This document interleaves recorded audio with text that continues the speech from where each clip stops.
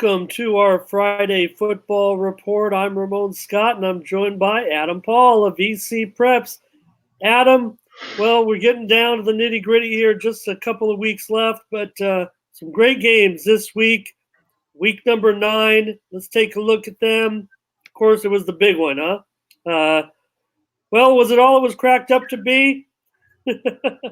No, well, obviously not. I mean, the big news was obviously Elion Noah. He's out for the rest of the year. Underwent season-ending foot surgery on Friday, I guess. At least that's what I was told, and read. But you know what? Helix is the next man up school, man. Next man up. They step in. Delshawn Traylor, we call him the Swiss Army knife of East County, or the county in general. He had 170 yards rushing on 12 carries and 2 touchdowns. Christian Washington, 136 yards and 2 touchdowns on 10 carries. Just incredible. They blitzed Grossmont, and yeah, it was on from there. Yeah. Go ahead, Adam. No, I know you and I talked about this, and I talked about it, with a couple others. I was just really surprised that the score was that bad. I honestly did not think it was going to be a 40-point, 40-point difference. I know that was even mentioned online in a couple of the groups. Was that the surprise of the score? I mean, I was following it, like everybody, following it on social media, and when I kept seeing 7-0, 14-0, 21-0, 28-0, 30, whatever just kept going up and up and up, and I was like, wow, okay. You just knew that musket wasn't going to be coming down off that wall. Yeah, well, it was disappointing news that Elion Noah will miss the remainder of the season following that surgery on his left foot on Friday. He suffered that injury against El Capitan a couple of weeks back, but the Highlanders certainly have a pretty awesome replacement tandem now. You mentioned Traylor. He's now at running back. That's it, bottom line. He's joined Christian Washington in the backfield. The duo combined for 306 yards rushing and 4 touchdowns in the win over Grossmont. Senior Keontae Scott, Adam, he scored on a 70-yard reception from senior quarterback Cameron Brown and returned an interception, 51 yards for another score against the Hillers. Adam, why don't we hear a lot, do you think, about Keontae Scott? I mean, we see him in the highlights. We certainly hear about him, maybe you and I, but why isn't he talked about with these other Helix stars, you think? I just don't think anybody knows. Maybe they don't know who he is. I mean, I don't see how they can't. I mean, I know he came in just before the season, from a Las Vegas transfer. I don't know. It's really crazy, right? He's had big games. And even when he didn't have big games, numbers wise, he contributed, in ways that aren't seen on in a newspaper or on a stat sheet, mind you. I don't know. I that's a good question. You like I said, you and I, we talk about him all the time. He's on the highlights. He's on PPR and all the other highlight shows and everything. I just don't know. That's a good question, and it's one that I think now everybody should know who Keontae Scott is. Like I said, he just doesn't put up numbers. He contributes in other ways that aren't seen in a box score or on a stat sheet. Well, Adam, in the game, I think Grossmont had reason for optimism heading into the game. I think everyone had some hopes that they would be able to compete better in this game. It didn't work out, but Jamie Odom, still, you mentioned he had the 225 yards passing on 19 of 36. Robert Tucker, also pretty nice game, but Boy, Adam, still falling by 40 points in that spot. Grossmont still, we see him right there, ranked 10th still. They still retained enough votes to remain in 10th, and they obviously can stay right back in the race with an upset win against Steel Canyon this week. So no problem for Grossmont. They're just going to need to win this game this week to have a chance. They win this game this week, they're still alive for the league title. Yeah. For the second year in a row, there could be tri-champions in the Hills league. It's such a crapshoot. I think sports on the side tweeted out the percentage stat for to remain undefeated for the rest of the year. I think at Steel Canyon was really low. It was like I think a 10% or 15% chance of going undefeated the rest of the way. So they got to come. Obviously they got to play this week. It's going to be a good game, I think. Hopefully more competitive. Regroup, refocus, what and whatnot, and just be ready for a Friday night against Steel Canyon. Because Helix is now by you. Go for that game and take your shots. Well, just touching on it again, without El Elyon Noah heading into the rest of the season, Helix will have to, summon the other guys. So there's no problem in Helix. I'm not going to downgrade them. It's funny, if you took El Elyon Noah off any team, it'd be a serious downgrade. Mm-hmm. I'm not sure Helix is going to, with all due respect to as great of a rusher that Noah is and his nearly 6,000 yards of career rushing yards, I don't really expect the Highlanders to miss a beat. He's an important player on any team, but this season there's really just so much talent on this team. Oh, absolutely. As you saw, Christian Washington stepping into that position. Delshawn Traylor, obviously, who had experience at running back previously, along with quarterback. At the quarterback position, he stepped into the running back. They had 643 total yards in that game, which is amazing against Grossmont. Get this. So come to find out, the youngest Noah is injured also. Oh no! Puka Noah already.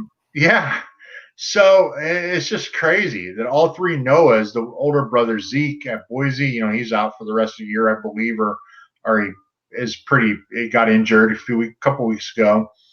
And then of course, El Elyon, and then Puka Noah. So it's quite the bad luck there for the Noah brothers. But you know what? It's Helix. Like we talked about, next man up. They got nothing to worry about. They're still a threat to win that Open Division championship. Don't count them out. Yeah. Well, with Noah out, I look for Keontae Scott. He's the next man up kind of thing. Mm-hmm. I mean, we're talking about Washington and Traylor in the backfield, but Scott really hasn't gotten his just due, and I think it's time that he does. I mean, I think he's a first-team All-CIF consideration, given his numbers this season. And we might need to break those down a little bit more. Sure. And kind of highlight and accentuate the contribution that Scott has made, because he's really a player that's done it not only on offense, not only on defense, but on special teams as well. He is a definite triple threat type of player. So, these important games are coming up for Helix this week and next week. I mean, really, they're those two tough league games. And, last year we talked about Steel Canyon, the game this year being Helix at Steel Canyon. Steel Canyon beat Helix at Helix last year. So that's the equalizer. But first things first, Helix is going to play Granite Hills, and then they'll play Steel Canyon. So anyways, Grossmont still has a chance, but they have to win that game against Steel Canyon this week. I just want to mention the Highlanders offensive line that does a great job. Cesar Valdez, Leandre Rail, Noah Villaria, Anthony Lombardo, and Sean Martinez. Can't forget I want to say his name. I'm going to try to say his name, Adam, and it's Julius Letuligasenoa. I don't think I got it right. I'm going to try it again. Julius Letuligasenoa. Mm-hmm. So I hope that someone can help me on that, and I want to say his name again in the next couple of weeks. So that's what we do. Oh, yeah. For Grossmont, Odom's going to bounce back. Robert Tucker, who I discussed with Coach Quintero on Thursday night. Honestly, I think he's going to get some consideration for all CIF as well. He's definitely considered to be one of the top weapons in East County with both catching and rushing. Despite the lack, the score he had 5 catches for 103 yards. Amazing runner. Jamie Odom, okay, he had 19 of 36, like you said, for 225. He'll bounce back. He's really good, and they're gonna obviously have to, if they want to have any shot at possibly being in that being in that 3-way for the league title. Sure. I just want to mention a few other names. I want to spend more time on this game. I planned on spending more time on this game. That's why I'm kind of, because I thought we'd have more to talk about, not a blowout. So just mention a few more names, and of course you mentioned Tucker, the 23-yard touchdown pass from Odom. Jahari Hill had a 23-yard touchdown reception for the Highlanders.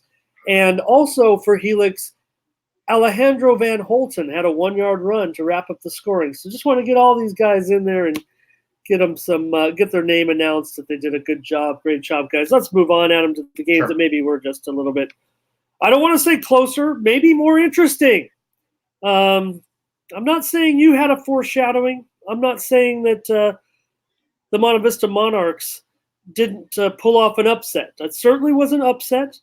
Santana was rated to come in and beat Monte Vista on Monte Vista's homecoming in Spring Valley, but really, Monte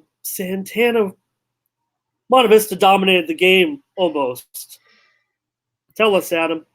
Yeah, they did. They physically outmanned Santana. That offensive line for Monte Vista really whipped Santana into a frenzy. Didn't let the defense of Santana, who had the week before kind of was able to get into the backfield against West Hills. They didn't really allow the Sultans to get into the backfield, and anytime that the Sultans posed any threat on defense, the Monte Vista running backs were just able to get the yardage needed. Isaiah Gardner, he had 5 touchdowns for 107, and including 171 yards on 38 carries. Also, Xavier Leyva had 127 yards on 11 carries. They didn't throw the ball at all. They just basically ran the same play over and over and over. Why throw? No, that's what I mean. I'm just pointing that out. Yeah. Santana never really got into a groove. They were down. They were able to bring it within a few points, and Monte Vista just kind of rolled from there, scoring. It was 17-10 or 14, whatever it was, and they just steamrolled the Sultans again, and they just couldn't get Santana just couldn't get the offense going. I don't know what the deal was. Honestly, I don't. I just know Monte Vista was more physical with them, especially on that offensive line, which really, if I were the Sultans, that would concern me. I'd be really concerned about that. Obviously they have the bye week, and then they play El Cajon to finish up. But to be honest with you, Moni, they got to be really concerned about that heading into the Division 4 playoffs. They may be the top seed or whatever in the Division 4 playoffs, but if they play like they did against Monte Vista, it could be one and done for the Sultans. I'm not saying it's going to be, but there is that distinct possibility that they might not, make it to the championship game. Well, we'll see what the seedings are tomorrow, or where they stand. I'm not sure they'll lose that top spot. No, They they were so shouldn't. far comfortably ahead, so I think that's important. This was kind of a momentum thing for Monte Vista. I mean, look, they're still Monte Vista. They've still got a very strong program. The one caution we had against Santana going on the road and winning this game is that, you know what, Santana, even though we know that they've played a tough schedule in the terms of playing the best teams in Division 4 and playing Vincent, the top team from Division 5, and they've handled those teams. So that can give them some confidence moving forward.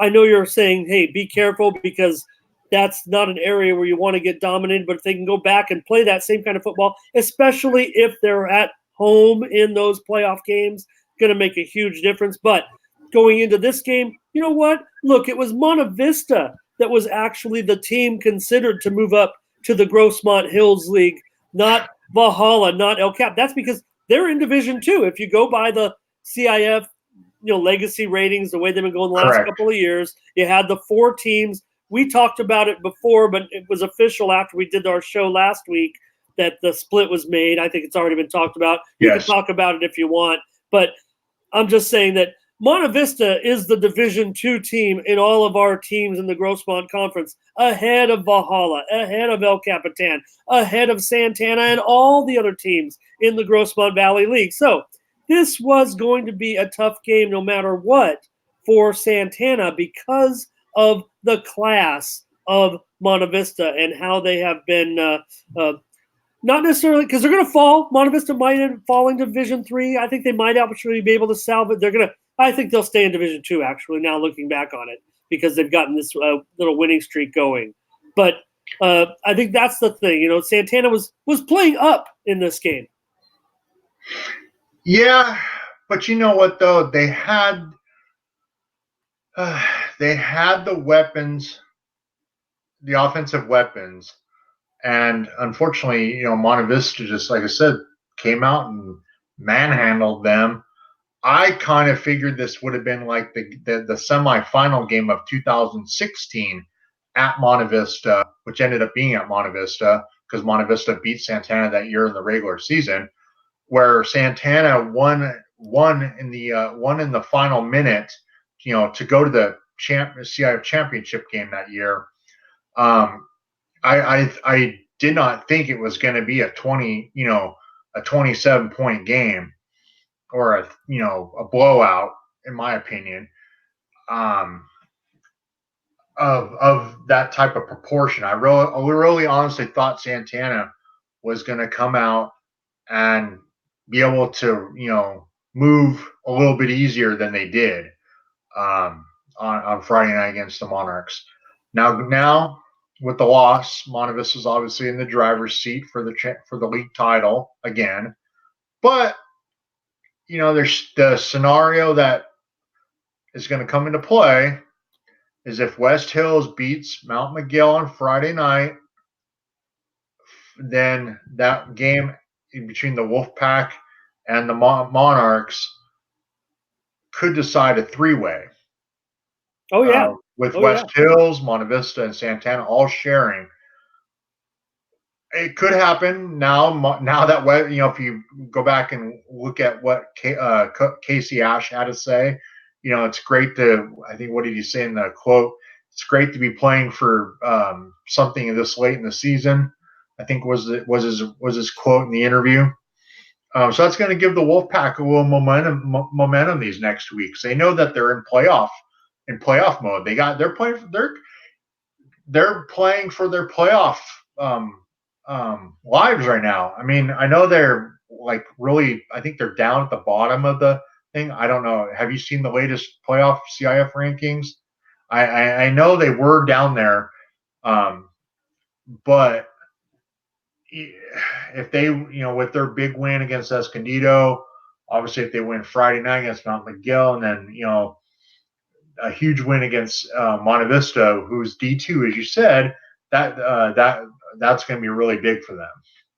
Yeah, we'll have to see tomorrow when the official rankings come out. I think for Monte Vista right now, I think they've done enough, and I think I can expect them to get at least one of those 2 wins. I think The thing for West Hills right now is they're the wild card in the whole thing, and they're the team that they're the under the radar team or whatnot. But who's to say they're not going to win that game Right. against Monta Vista all of a sudden? So you'll get your three-way tie possibly. It'll just be in the Grossmont Valley League instead of the Hills League. I mean, West Hills, they were 10th going into last week, which certainly is not necessarily secure, but I think they'll move up a notch or two possibly with their win last week. They were playing a Division 4 opponent. We'll talk about that game in just a moment, and maybe we can touch on it again from there and see how we approach it moving forward with that series, this Grossmont Valley League series of games now. But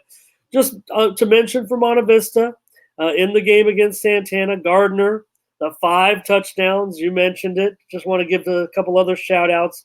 Anthony Limon, the field goal kicker for Monta Vista, Nathan Hughes, the field goal kicker from Santana, both doing very nice jobs in the game. And also Monta Vista senior Federico Villanueva had a pair of interceptions against basically, Adam, one of the county's top passing offenses. So great job, Federico, and the Monta Vista secondary. Yeah, they came to play, and for a second there, Santana had the momentum of blocking that field, getting the big paws up and blocking the field goal, which would have given Monta Vista a 10-point lead, and Santana blocked it, returned it deep into Monta Vista territory and scored. And they, like I said, they didn't score a touchdown, and they kicked a field goal. And like I said, they pulled within a few points, and then unfortunately Monta Vista, it was just too much right after that. And supposedly I said something that was bulletin board material. I'm still not sure what, this past week in one of our shows or something. But you know what? Kudos to the Monarchs, because their alumni came back. Jamal McClendon was there. Blake Schmidt was there. There was what's his name? The offensive lineman from Southwestern College that playing at Southwestern College. You know what I'm talking about, Moni. Was on that. I can't remember his name. I do apologize. There was another gentleman there. I saw the photo online, so that was pretty cool. So yeah, big congratulations to Monta Vista. They came. They overcame everybody doubting them. Because like I said, you and I talked about it. And you picked them in you picked Santana in the Fearless Forecaster picks, and you and I talked about it. We honestly both thought Santana was going to win this game, and they even Monta Vista was Division 2, but Santana had the momentum. They won the Mayor's Cup. They were the undefeated team. They were picked by a wide margin on CalPreps.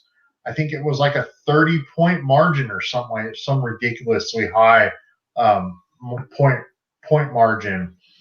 So you know what? Again, kudos to Monta Vista, Coach Hamamoto.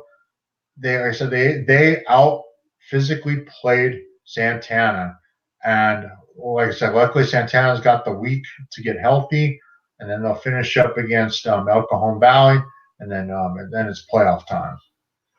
Well, I feel very, very good about Monta Vista. Very happy for them because of the way the season started, and now they put themselves in this position. I feel disappointed for Santana because I know that winning the league title was definitely one of the goals of this team, kind of their 15-game approach or their different championships approach that they had to this. So hopefully this will inspire them to march on. They're not without a shot here. Things could still happen. They can still share that championship. Yeah. But hopefully they can march on and be also ready for the playoffs where they are the favorite to win the championship.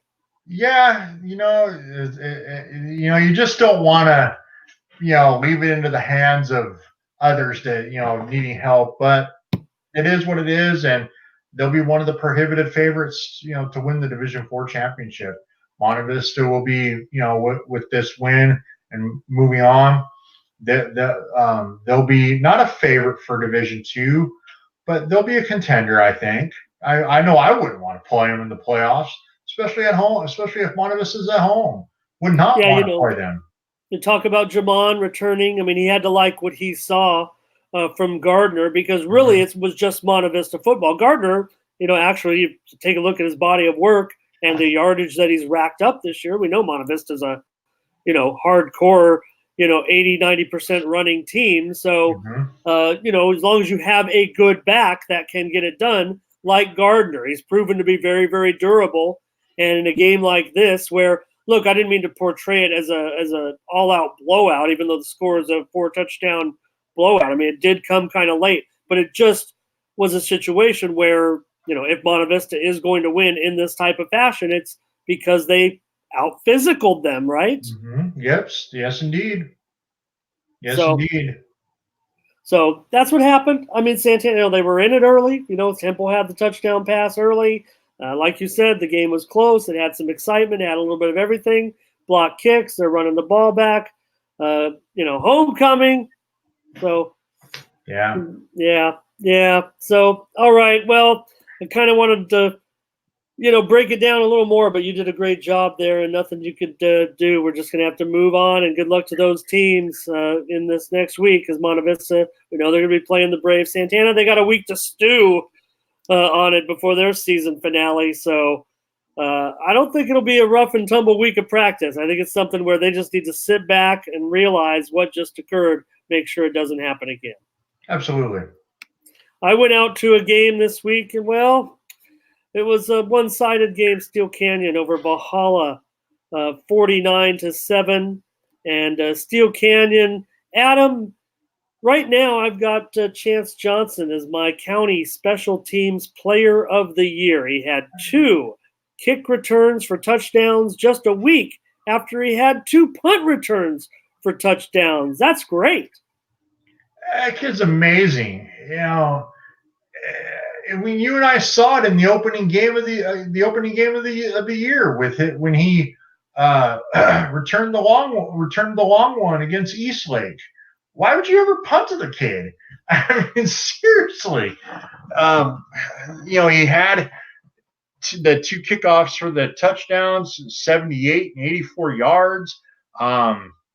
Excuse me. The defense, came up. Wasn't just special teams that came into play. It was the defense. They only allowed 101 yards on defense. Like you said, the previous week week prior he had 2 punt returns for touchdowns, and he also received a scholarship offer from San Jose State. All right.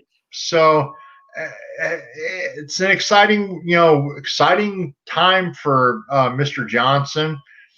Also, Wes Neely. 9 carries for 99 yards. Chris Carter, both had 2 rushing touchdowns. Carter had 4 carries for 76 yards, and of course on Valhalla, it's Keegan Baker. He had 12 carries for 82 yards and a touchdown, and of course, via Ayu Rugby Morse. Had 2 sacks against the Norsemen. Like you said, you were there. It was a blowout. I was, following along on social media. What was your perspective since you were there, my friend? I love this defense. I mean, right now, Adam, allowing just 67 points this season. That's second in the county. Among the top teams, it's first. Only Scripps Ranch has allowed fewer points, and they play down a couple of divisions. So they're having a great year too, but they're not in the class of this Steel Canyon team or the elite schedule that they've played as well. I mean, Steel Canyon's played a tough schedule, maybe not as tough as those top teams, but nearly as tough. And that's why they're ranked where they are right now. So it's going to be tough to see where this team ends up. I'm real curious to see those rankings tomorrow. They may have fallen out just because they played Valhalla, but they're going to gain those points back when they play their final 2 games of the season against Grossmont and Helix. So I think that they're going to, I don't know. I don't know where it stands next week when they beat Helix or if they lose to Helix. I think that's where I'm torn, where they're going to finish. It might be the difference between finishing, third or fifth in that open division. So mostly it's just the defense that I'm impressed by the most. Rugby Morris, certainly, I have him as the most underrated defensive player in the county. To me, he looks like an all-CIF first team defensive player. So Absolutely. Go ahead. No, I say absolutely. He's definitely consideration for all CIF. I don't know his season totals, but it seems like in every game he's been very disruptive. When if he's even when he hasn't had a sack, he's caused his teammates to get sacks and also tackles and other things.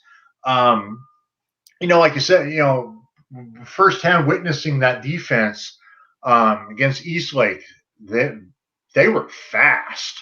Like you said, they're second in the county defensively, points wise. It's going to be really interesting if they do end up making that open division for the playoffs. Defensively, I think they can hang. It'll be interesting to see what happens on the offensive side there. Because honestly, Moni, I honestly believe if you are to have any type of contention for, the Open Championship, you gotta be pretty good on all facets. Quarterback, running back, receiver, special teams, and what defense and whatnot. And I just don't know if they can, hang offensively, with the likes of a Cathedral Catholic or a St. Augustine. Defensively, I think they can. I think defensively they can hang with anybody. Fortunately, when you can play defense like that, it kind of makes it less important, though, to hang with some offensively if you can just get the key scores when you need them. Yeah, that is true. But you're gonna have to be able to move the ball in a big game is unless it's a 3-0 or 6-3 or 10-7 type contest, which it more than likely could be in those open division playoff games. So like you said, I don't know. I mean, it will be interesting to see what happens tomorrow with the official rankings, how this game against Valhalla, even though despite the big, the lopsided win, see how that affects the ranking, because Carlsbad won their game on Friday night. And, they were the only other team that many of us thought could slide into that fourth spot or third spot for the Open Division playoffs. Well, more about that Steel Canyon defense before we move on. Senior linebacker James Bradle had another kind of big play. He had an interception and 15-yard return in the first quarter. That set up Neely's first score. We know Neely had 2 touchdowns. Carter with the 2 touchdowns. Colton Guerrero, the junior linebacker, he recovered a fumble. And Josiah Stewart had 2 tackles for loss. Cam Ewert also a tackle for loss. So, and I'll mention the sophomore place kicker, David Martinez, another perfect night on extra points. Really going to be tough to pick the top kickers this year. We got Axel Gonzalez kind of leading the way. You got Elijah Lang. You got Nathan Hughes.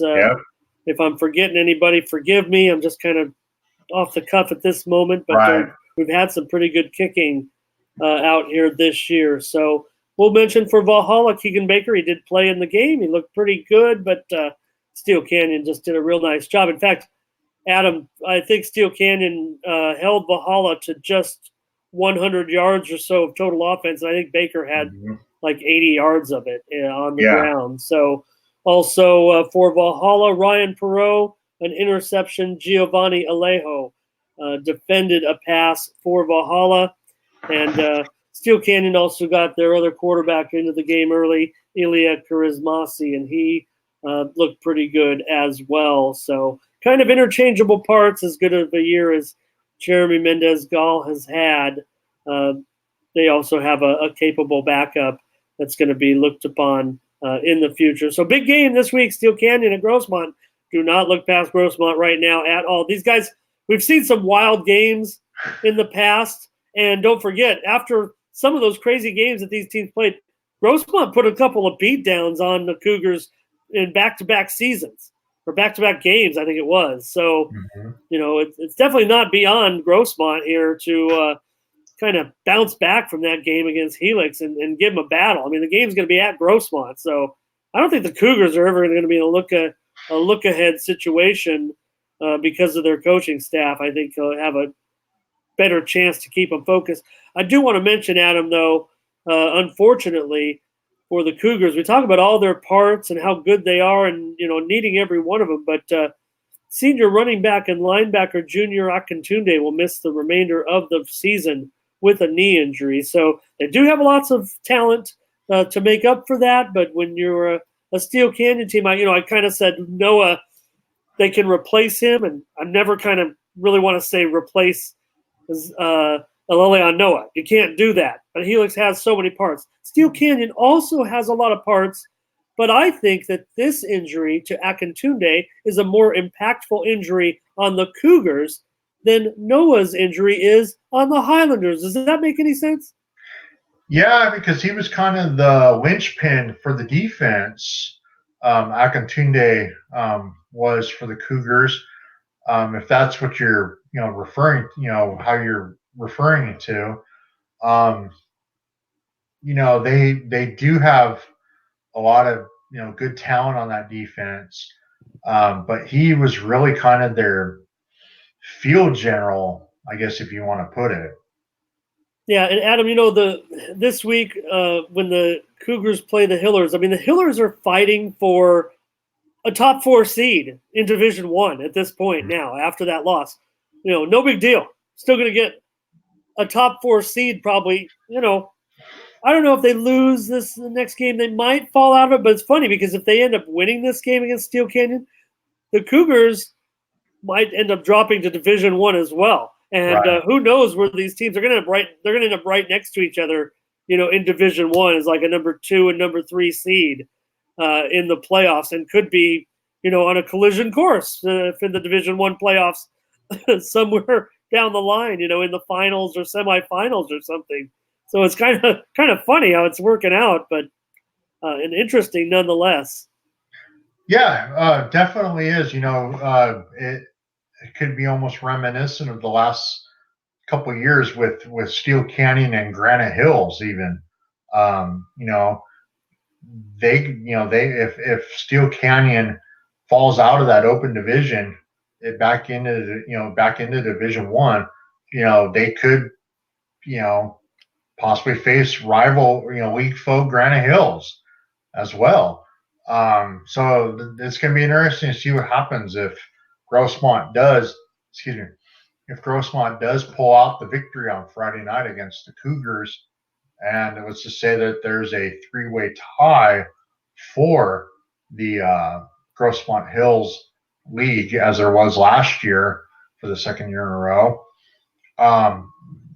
See how that affects the playoff seeding, because like I said, the majority of us thought that Carlsbad would be possibly the only other team that could slide into that open division if one of the teams were to falter.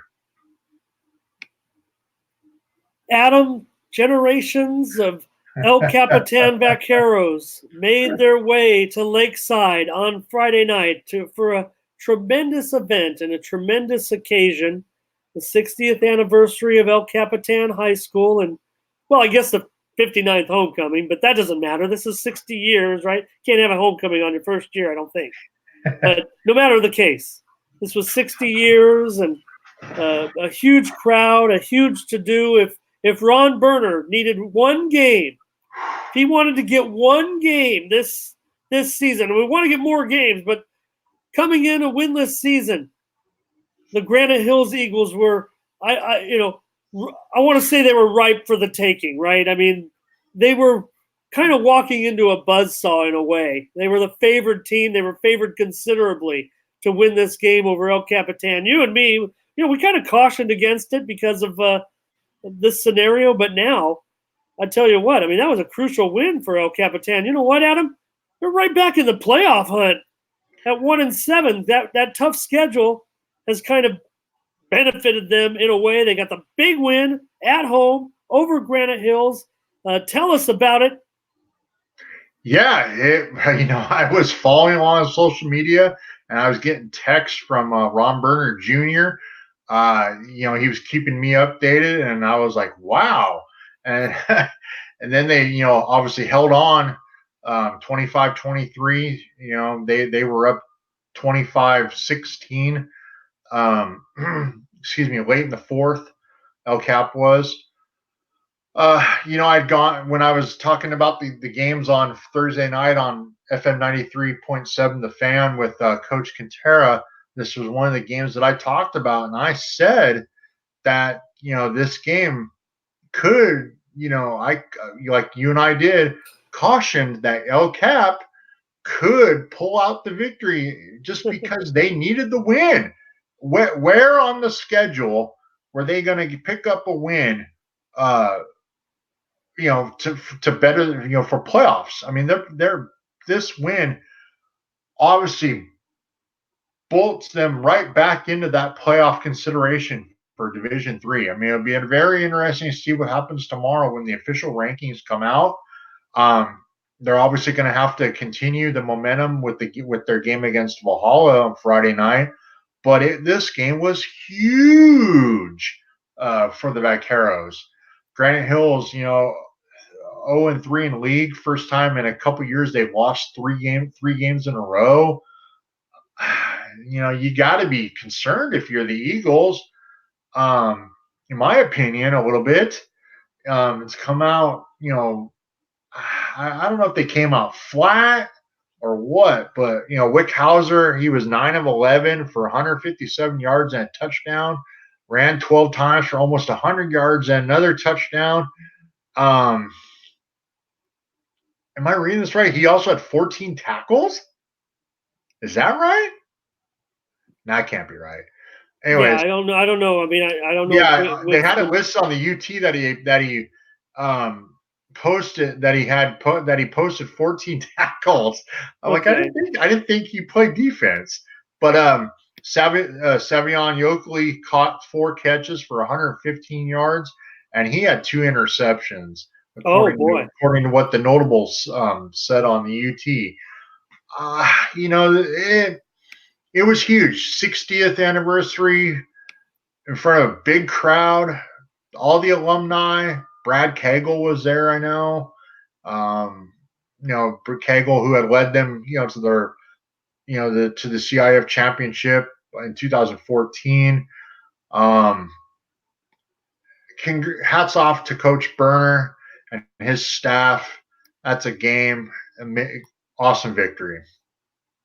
Yeah, and it sets up a great game this week.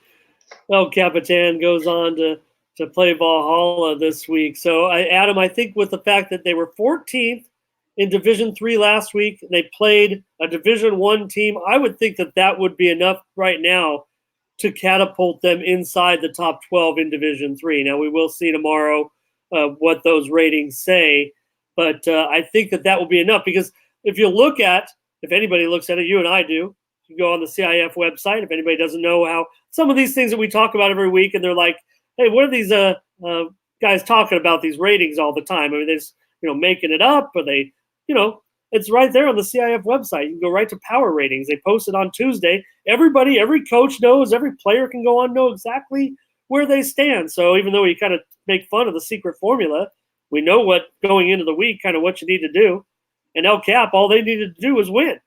I mean, they got the toughest schedule by far in Division III. So that's what makes this game this week, so interesting, going up against to play Valhalla. So anyways, just want to shout out some Eagles as well. They played a very nice game, played a very good game, a competitive game. And how about we talk about the kickers, Adam, Camden Vance, really haven't talked about him at all this year as the Eagles' place kicker. He kicked 3 field goals. I don't think anybody's got 3 field goals in this whole conference this year. So throw Cameron's hat into the ring. 3 field goals. That's a real big deal in any high school football game, believe me. So he had 3 field goals. His first 2 were 20 and 37 yards. The longer boot came with less than 2 seconds to go before halftime, but El Capitan regained the lead in the third quarter midway through when Hauser connected with senior tight end Sean Dixon.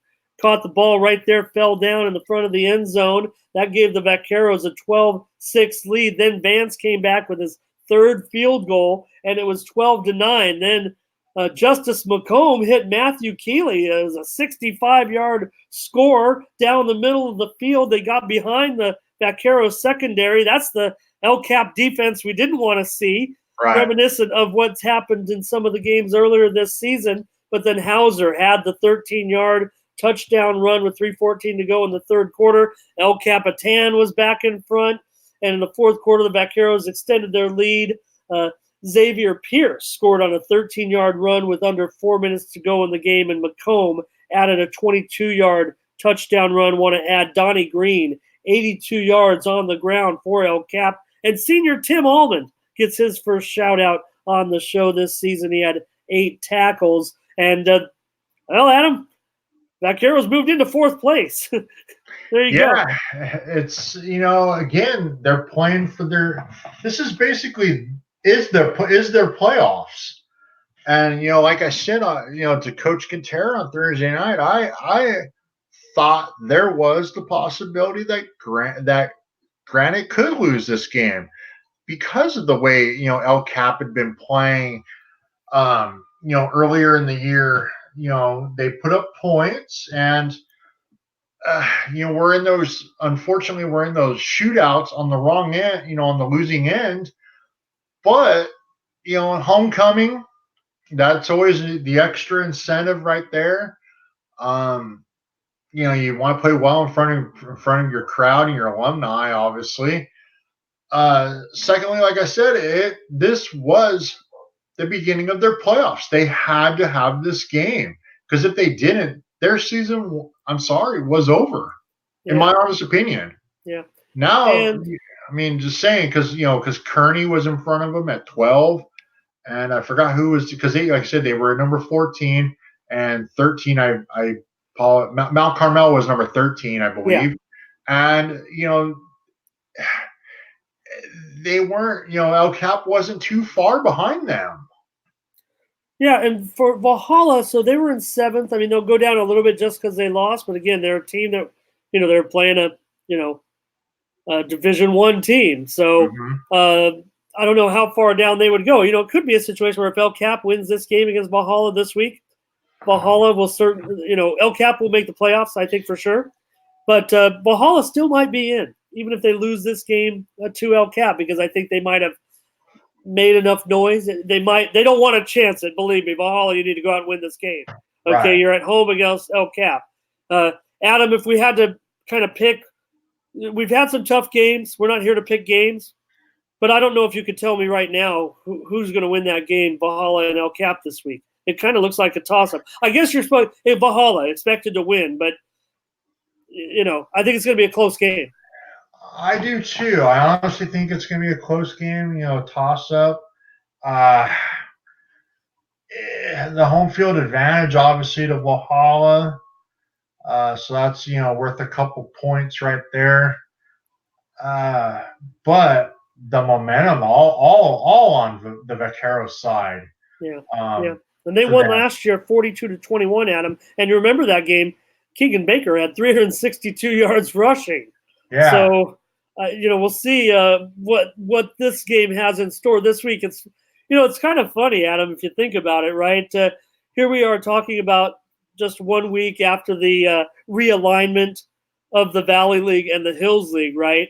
And so here you have El Capitan and Valhalla. They're in this must-win game, maybe for their playoff chances or their playoff lives. Like I said, Valhalla still may get in with a loss, but you're not going to sell that to them. You're going to tell them that, you need to win this game. Yeah. And to be sure, you really do. Just to be sure. You don't want to lose this game and then put it on other teams because they'd fall drastically. El Cap could even pass them. They're going to be right there, 10, 11, 12th place. So you don't know where they're going to land. But here we're talking about two teams where they're actually in the Hills League. They're in the bottom of the Hills League, but they're playing the most important game of the season. It is a league game. It has a lot to do with what you said, the playoff picture. But you know what? If you played this game next year, it's kind of funny. This year's winner could be anybody's guess, but next year's winner could be the league champion. Yeah, that is pretty crazy, right? Right? I mean, give Bonavista all the credit. There's going to be some great games in the Valley League next year, I think, with some of these teams in there. I hope we didn't get ahead of ourselves, especially with Granite Hills losing this game, to El Cap when when the leagues went ahead and made that decision for next year. But I don't think they can go back on it now. I don't think they want to at this point, but just an interesting result this week considering last week's events that, the Hills League team lost to the future Valley League team there on the road, though. So El Cap got the win at home. So, all right, well, that'll be interesting. Those are some interesting games, and that's kind of what makes some of these games where we think the teams are not as good. The games are just as good, if not better, than some of these one-sided games. Well, this one also a one-sided game. Mount Miguel, Adam, Mount Miguel 49, El Cajon Valley 7, and I have a typo on the graphic there. I'll fix it right. Adam, talk about the game. I'll fix the graphic. We know Mount Miguel certainly has a league victory. Let's not sell them short. Yeah, Jaheim Allen Pompey, continue his assault, on the CIF record book. 9 receptions for 201 yards and 3 touchdowns for the Matadors. Now he has on the season 69 catches for 1,493 yards and 17 touchdowns. The section record, the CIF San Diego section record for receiving yards is 1,742 set by 1,742 set by Orange Glen's Malachi Russell in 2016. Wow. So it'll be a couple games. I think it will take him, depending on how he does Friday night. Also, JD Laverdier, 18 of 27, passing for 348 yards and 4 touchdowns in that game on Friday night against the Braves. Obviously Mount Miguel, they can play spoilers Friday night with a win against the Wolfpack. I think Mount Miguel needed this game, just get some confidence. Not that they've been a really strange team, and you and I have talked about this, where they start slow in the first half and they don't score many points, and all of a sudden the second half they're down, but they have to dig themselves out of holes, and sometimes it's been too deep, unfortunately. Adam, Jaheim Allen Pompey is one of my favorite players in the league this year, mostly because of how much he supports the efforts of guys like you and I. I mean, he's awesome. He gets it, okay? And I think if you had to kind of talk about anybody who's got the social media game down, out of all the players, I think Jaheim might be number one in this entire conference. And I'm sworn to secrecy about some things that could happen with some of the best players in the county this year, Adam, if you get my drift. I just want to, without giving things away, I just want to let Jaheim know, because I know he's watching. He might not be watching right this second, but I know he's going to see this. I want Jaheim to know I want him to get his social media team ready, because they're going to need him, and he's got a big, big chance to end up on a particular podium if we could just rally that social media team together and get the quote-unquote fan vote going, if you know what I mean. I can't say anything about it, but Jaheim's going to have a chance, and I think he can follow through on it, because he's got as big a following as anybody on social media, even though there are players on bigger schools and really, Jaheim's media, some of the attention he's gotten on his social media have come from not just in San Diego County. People have seen, because when they go to Max Preps and just see the guy leading the nation in receiving, you go and check a guy out. So people have gone to the internet from all over to find Jaheim, and you've seen some great videos of his highlights and how he plays. So, well, I've been contacted by these people on Twitter and things like that. Yeah, that are outside of San Diego. He's gonna. And I've told a couple of these other media guys. I'm like, hey, he should be. Yeah, he's playing for the Mount Miguel Matadors. But he's one of the top receivers in the county. He's leading the county in receiving yards. He should get some consideration. Leading the country in receiving yards. Well, I mean, according to Max Preps. Don't get me wrong. I'm not selling it short. Don't get me wrong. Adam, I think if anybody, people have come to me on this too, because I've written about Jaheim pretty extensively and said, and I was in a meeting talking about some of these things the other night about statistics and how they can be misleading. But I argue when it comes to categories like this, that if anyone has a receiver with statistics that can match up, they would go forward and find a way to make sure that information is reported to Max Preps. Now, I don't doubt that there might be some other receivers, but maybe not. We kind of say, he's down in Division IV, but Division IV football in California is a big deal. It's not Division I, it's not Division II, it's not Division III, but California is a great football state. And to rack up these statistics in California, in San Diego, if there's someone out there with better statistics than Jaheim, step right up, right? Because I don't know if there is. I don't either. But, like I said, it's not – he should get consideration for all CIF. And if he doesn't, just like Robert Tucker, just like a couple of a lot of these other guys that we've talked about, I don't know. I mean, there's something wrong. I mean, people are going to say, he plays for Mount Miguel. And, like you said, you brought it up in the meeting and everything. I don't know. I mean, what else does he have to do? I mean, you can't change schools. You can't change who you play. It's on the schedule. I mean, I get that, when people go back to like Santana, it's like, who would they play? I'm like, they can only play who's on the schedule, and whatnot. Yeah. But back to Jaheim, he's such an interesting cat that people are reaching out to us on the various platforms and everything, that he's getting outside recognition. And I just hope that it's gonna I just hope that it will lead to something. And if it doesn't, it's not a failure on anyone's part.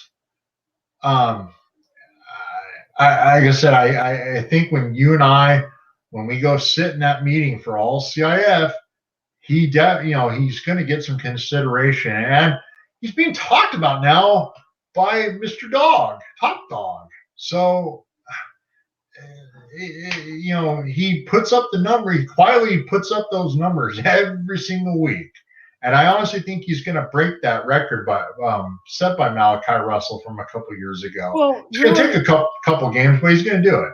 You're a record keeper, Adam. I know that. Let me, kind of break some news right now. I mean, you mentioned those totals by Jaheim, and I just want to cover. I mean, Adam, he's 5'7", is he? I don't know. He might not be 5'7". He's 130 pounds, is he? No, he's probably not 130 pounds, right? But you mentioned his statistics from that game. And, Adam, to me, I mean, that performance, let me get this straight. You said he's now got 1,493 yards. Well, that would give him, in this game against Elkhorn Valley, that performance gives Jaheim Allen Pompey the all-time Grossmont Conference single-season yardage record, passing El Capitan's A.J. Conti. He also passed that night a guy right on the other sideline, Clifton Thomas, who was second all-time in conference history with 1,416 yards. So congratulations again, Jaheim, the all-time Grossmont Conference leader in reception yardage. I mean, it doesn't stop there, Adam. You know, you mentioned him going for that record, the record for CIF yardage, but you know, don't forget, I mean, he's got 69 receptions. He's got a chance to get conference records as well in those categories. Yeah. So I think that's the most interesting thing. So I know what you're saying about Jaheim and his, you know, college scouts are sure to balk at Alan Pompey because of his size. If you're a college scout, you almost the first thing you look at every time is going to be size, but that doesn't mean that Jaheim isn't going to leave a giant footprint in the record book for decades to come. I mean, look, J.D. Laverdiere, he's a big part of it, the way he is able to step aside in the pocket, buy some time. Alan Pompey's a master of getting out of double teams. So, you know, give credit to Coach Starr. He took this freshman linebacker and made him a quarterback. He's become one of the most productive passers in the county. He's got over 5,500 yards in his career. But, you know, I still look at Pompey, Alan Pompey, with 2 more games in his career, probably 3, maybe 4. All they got to do is win some playoff games. So he's approaching the conference record for pass receptions in a season, which is 92, and touchdown receptions in a season, which is 21. So he could own all these records in just a month's time. Well, heck, he could get the touchdown record in the next game. I mean, shoot. You know, depending on how he does against the Wolfpack, he's got 17 touchdowns.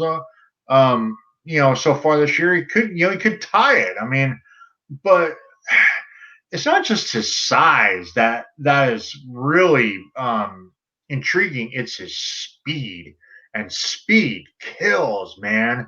It really does. Even when he doesn't score, I mean, look at the game against Santana from you know, when they played him the first week of the league. He had over 100 yards receiving. Yeah, he didn't score. Double-digit catches. Yeah. Yeah, I mean, so he still gets his numbers, and you know, he still warrants, you know, the coverage that, you know, could open up any of the other weapons that are for the Matadors on offense. So this wasn't scripted. This is just something that Adam and I are talking about Jaheim, I think, because we think that he deserves. Our hand will be raised when it comes time to pick the first team all-CIF players. And I think it's going to be hard for everyone to ignore the statistics in the end. You can only play who you could play. Imagine if Jaheim was on one of these elite teams. The reason why he would excel so much is because of all the other talent around him. He might not be able to have those type of statistics, but certainly the amount of spectacular plays would be there, or big plays, because of great talent surrounding him. There's some nice players. Mount Miguel's done a very nice job, with this rebuild this year. It looks like they're going to go. They didn't make the playoffs last year. It looks like they're going to go this year. That's how you do it. That's how you rebuild. That's how you get back and get things going. But, Jaheim could compete on any team in the county and be an effective part, even if it was on one of those elite teams. And I don't know. It's probably better it's worked out this way. Like I said, Adam, when you and I are gone, Jaheim might be on top of those record books still. Right? Yeah. I mean, he's an incredible athlete to watch, and he both him and J.D. Laverdiere, two special athletes that Mount Miguel has. So we'll mention also Ruben Hernandez had an 18-yard touchdown reception in that game. And, Anthony Mitchell, he also had a 7-yard rushing touchdown, and all is not lost for the Braves. We already know that, these games are a little bit tough in the Valley League, but the Braves still, I think, looking decent in that playoff run. It'd be nice if they could get a win possibly against one of these teams. Maybe, I don't know if they could upset Monte Vista this week, but they'll play Santana after that. But I think their standing for El Cajon Valley is still pretty decent. That I think they still, keep playing hard, because I think you're going to the playoffs still. I don't think they're going to fall out of the playoff picture. Mm-hmm. So, well, Adam, this one was a little bit disheartening. Christian seemed to be never in the game against Morris. It looked like an instant replay of that playoff game. Morris ran for 375 yards in that playoff win last year over Christian at Valley Stadium. They ran for 376 yards on Friday and beat Christian 58-22. It didn't go well. I think Morse came into this game with a chip on their shoulder, angry that they had lost the previous week to La Jolla. And, they wanted to show who was the better squad, and they came out and just punched Christian right away. And like you said, it was never close. And Morse showed who they were, the more athletic of the two teams on Friday night.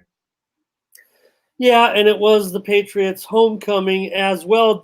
Adam, Christian Salacup returned the opening kickoff for a touchdown for Christian, and halftime he was named homecoming king. So Christian Salacup had a pretty good day. Also, congratulations to Maddie Worley. She was the homecoming queen.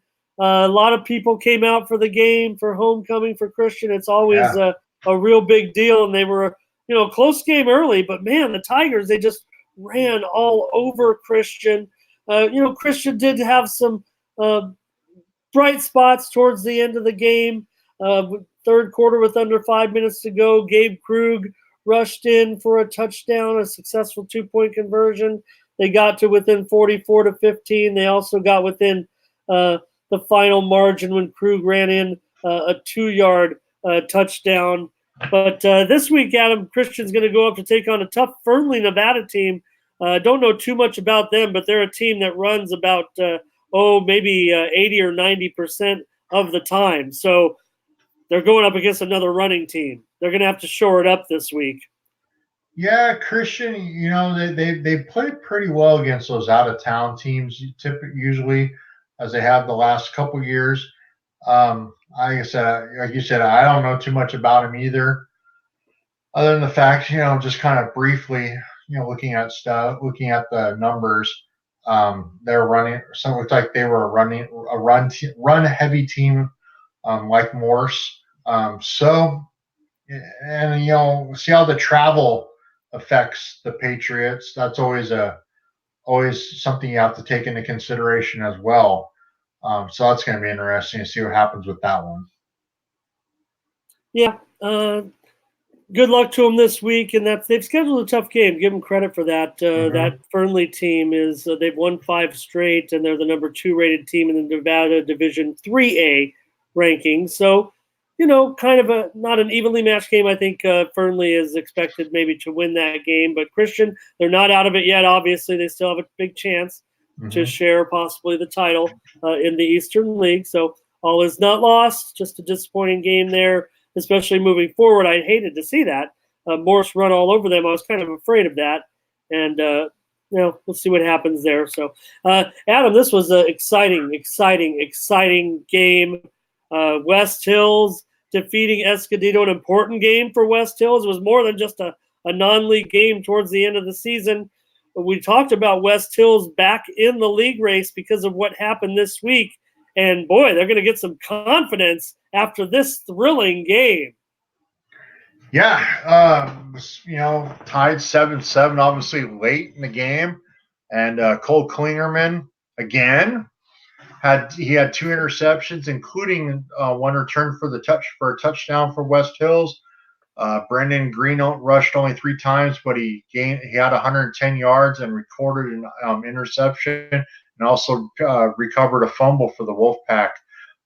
you know, they stopped a really offensive-oriented Escondido Cougar squad, and that is going to give, I think, the Wolfpack some much-needed confidence. They bounced back after the heartbreaking loss the previous week to Santana in that big rivalry Mayor's Cup game. It's a good win for them. Granted, Escondido is Division 4, but to the fact that they held the Cougars, who had been scoring points, to only seven is quite an achievement for the Wolfpack and the defense. Yeah, Cole Klingerman, wow. 1:15 to go in the game to get a pick six to win it on the road in that legendary stadium in a low-scoring game that had some drama toward the finish. Wow, great job by Cole and the Wolfpack. Mm-hmm. That helped their playoff chances considerably. As I said, I mean, you know, I don't know if it would have necessarily been detrimental if they would have lost that game. They're in 10th place heading into last week, but Yes. it sure does help. And, you know, mention Adam, look, Cole Klingerman has had an incredible season, and he's a great defensive back. We know he's done some great things on offense, but boy, look at this week. Mount Miguel is going to play West Hills. It looks to me like it's going to be Jaheim and Cole. Imagine, I put Cole on Jaheim, right? I mean, I guess you're going to try to double team him, but boy, I'd be interested in seeing this matchup. I think it's going to be very, very interesting.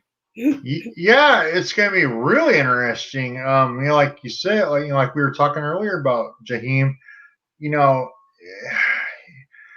if Klingerman, it's his second game that I've seen him have a pick six. You know, I witnessed him in the first one against Del Cap, returning in 100 yards for what ended up being the game clinching touchdown off that pick six against the Vaqueros a few weeks ago in that Burner Cup game.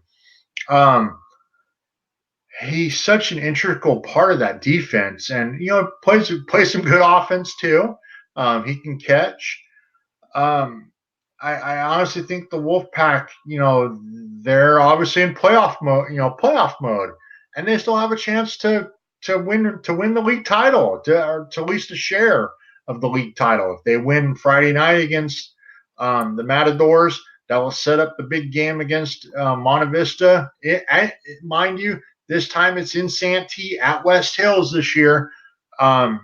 So if they win the next two games, they could possibly share that league title, with either them and Monte Vista, or Monte Vista and Santana in a three-way. Which, by the way, was done last time in the Valley League. I believe the Fire shortened season with Mount Miguel and Mount Miguel and El Cap, if I recall. So we'll see. I mean, it's going to be really interesting. I would not, bet a game between these two squads on Friday night. Yeah, I said that the Valhalla El Cap game was tough to pick. Maybe I should have said this game was going to be tough to pick. I think both of them are tough to pick. Yeah, because this one, I mean, I'll just say right now, I mean, we've talked up West Hills' chances so much because of the great job that they've done, this great win that they had. This is a non-league game, but Klingerman, the 2 interceptions, and Wolfpack kind of comes through with flying colors in this game to resurrect their season, but they can't get into a situation against overlooking Mount Miguel. No, but yes, it was a non-league game against the Cougars. But I honestly think it was more important just to get the bounce back win, especially on the road. The fact that it was on the road against Escondido in that legendary stadium up there on the campus of Escondido, in front of, I'm assuming, a large contingent crowd. Just because like I said, like we were talking about, losing that game. Disappointing loss against Santana the week prior. You just didn't know how they would, play against the Cougars. Obviously, Coach Ash and Coach London obviously had game plans to stop that potent Cougar offense. Yeah, Adam, and we mentioned the low score, but want to mention there was some offense there for West Hills. How about they scored on a 4th and goal carry in the first quarter when Ryan Nicholas finally cashed in on that big play that they had when you mentioned Green, who was just injured a couple of weeks ago and on the sidelines, but he had that 69-yard run on the second play of the game. It was Ryan Nicholas that caught the 3-yard touchdown pass from senior Gerardo Hernandez. And, later in the game, it really came down to a little bit of a drama towards the end of the game, Adam. West Hills was backed up inside its own 5-yard line, and Klingerman boomed a punt that was touched by the Cougars, and the Wolfpack actually went down and recovered the ball, and they were in field goal range, but then they had the kick blocked, and that's how Escondido got the ball back. And it was moments later when Klingerman made that great read on a pass and stepped in front of it in that race to the end zone. And you know what? Escondido had another chance right after that, and it was Brendan Green that got an interception to seal the game. So some clutch play by West Hills there. Their season is back on, as far as I'm concerned. Absolutely. Yeah, no, it's definitely back on. Again, it was a great bounce back win over Escondido, especially up on the road up there in that stadium. North County, it's always tough to play up in North County because you got different officials up there than down here in in the San Diego area. Also East County. So give the Wolfpack credit for obviously going into an interesting situation up there in Escondido. Yeah. I'll just mention the 8-man football game this week. I don't really have much information on it. But Foothills Christian rolled again, 49-12, in the biggest game of the season over San Pasqual Academy. So Foothills Christian look like they'll win the Ocean League. They do have one game left this week in the Ocean League. Then their regular season is over. They will be in a situation where they will be playing probably San Pasqual Academy again, somewhere in the 4-team playoff. They could also end up facing San Diego Jewish Academy, who's the leader in the Citrus League, who is 6-0. Tony Moreau's had 252 yards as Foothills Christian defeated previously unbeaten San Pasqual Academy. This was between the top 2 teams in 8-man this season. Over in the other league, San Diego Jewish Academy was kind of third in the power rankings. I believe Jewish Academy will move up. Either way, Adam, whether they play San Pasqual Academy or San Diego Jewish Academy, they will be matched up against the Lions, since they're both Lions. But anyway, good job there. And that's got to be their 15th win in a row or something. I mean, they had a pretty lofty winning streak going into this game. I know they're got to be in the record books now for all-time San Diego section. Now you're going to have me up later than we already are looking up these statistics. So I don't know if you have any other comments. I know what I want you to comment on before we get out of here. I want to test your memory a little bit. That's what I want to do.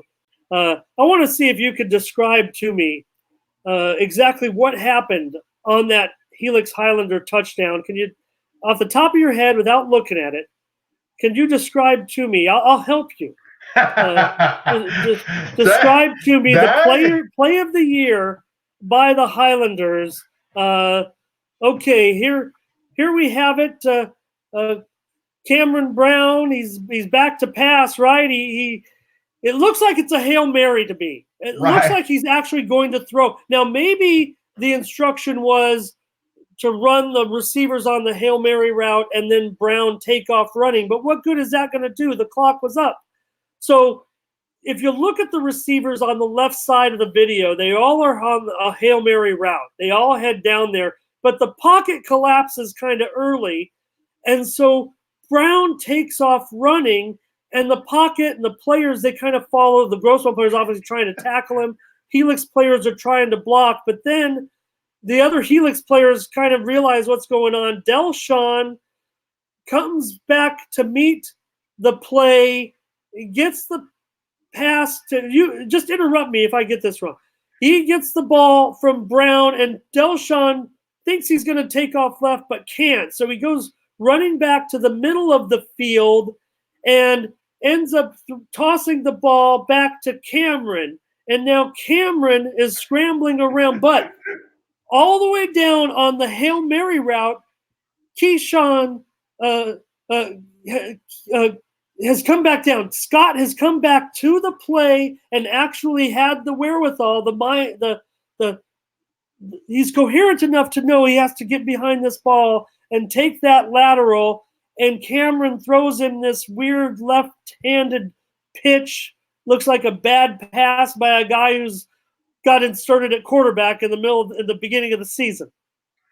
And Scott takes off running for a touchdown. Yeah, I mean, that I saw the replay online, and then obviously on PPR. It was a game of hot potato keep away, as I describe it. It was crazy, and just the way that it was described to me also by Chase Carlo in his game write-up for me, and oh my gosh, yeah, if it's not the play of the year for San Diego, then I don't know what is, because holy crap. Yeah. I'll give you this. Okay, I want to say this. It is the play of the year in the East County, or maybe probably in the county it will be the play of the year. I think it will be. Mm-hmm. But I still want to give credit to Jamie Odom and his play the week prior, because that play it was a big impact play in the game, in the season, a game deciding touchdown, scrambling, and all that. It was very worthy of the play of the year in the East County. But just for the sheer fun, and that's what I want to find out. And that's my goal this week, is to find out if that was, because I don't know if Cameron, if he has, it was, a 50-yard play. So I don't know if Cameron has, if he throws deep, if he could throw that. Then I just want to find out. Was it a designed Hail Mary? Was he going to chuck that ball up and hope to get that tip and hope it landed in somebody? Or did they send the receivers down and he was going to take off running and hope to, maneuver his way and maybe get some blocks downfield from the receivers? So that's what I want to find out. Yeah, it'd be interesting to ask him that or find out from somebody. Because I called him. It definitely was an entertaining play. I'll say that. I said Keyshawn, of course. Keontae Scott. That's what I want to find out. So we'll find out this week. All right. Well, 2 more weeks to go in the regular season. We'll be back with Adam Paul of EC Preps, EC_Preps_SD on Twitter. And probably, certainly one of the top 5 guys to follow right here. At least the one thing we know about EC Preps on Twitter is we know who he is. All right. That's it. Let's get out of here. All right, Adam. I'll see you next week. All right. Hey, stay on for see you next week, but I'll stay on for a sec. I want to ask you afterwards. Thanks for joining us. I'm Ramon Scott.